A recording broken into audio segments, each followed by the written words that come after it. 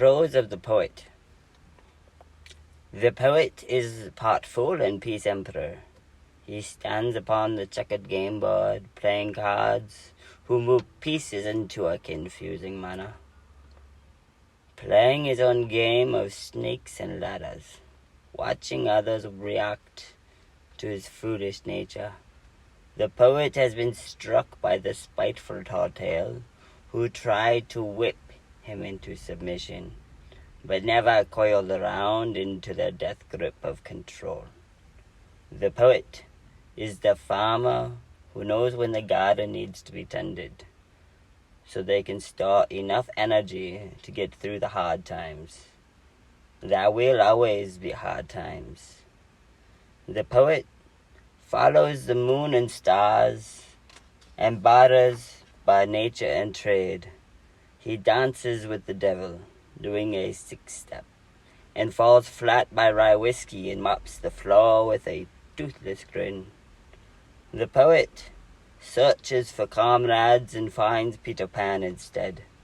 He is Jack Kerouac on the desolate mountaintop, thinking that he is a Buddhist after a couple years of study, a long road of illusion and addiction, twisting the path to enlightenment into the direction of self-abandonment, self-pity, and turned into a hermit who cannot stand his own company. The poet sometimes misses the mark, often having broken dreams and even more broken hearts. He doesn't much know about contentment. The poet rambles and roams free, breaking the chains of bondage. Yet he always longs for his own perfect love, but knows that it will never be. That is why he is always searching. The poet is too busy being consumed into a deep sadness, easily lured by the songs of sirens. Even they do not dare to kill a poet.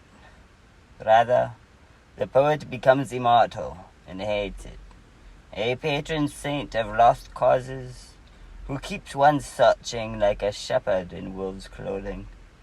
The poet is the essence of misdirection, and tricks the narrative into writing new stories. The poet is the story, true or false. The poet is the trickster who brought down Zeus's fire. He broke through the veils of perception and revealed something brand new.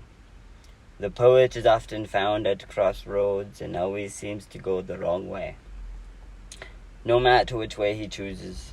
His mind is never made up, yet he knows every path holds wisdom towards his cause, thus is never attached to anything except his own cause. The poet is the prospector who never struck it rich, or if he did, he has lost it, and this is why he has nothing left to lose. The poet has a fire burning in his soul that starts wildfires. He has phases like the moon, and that is why he howls. The poet observes and sees from a higher place.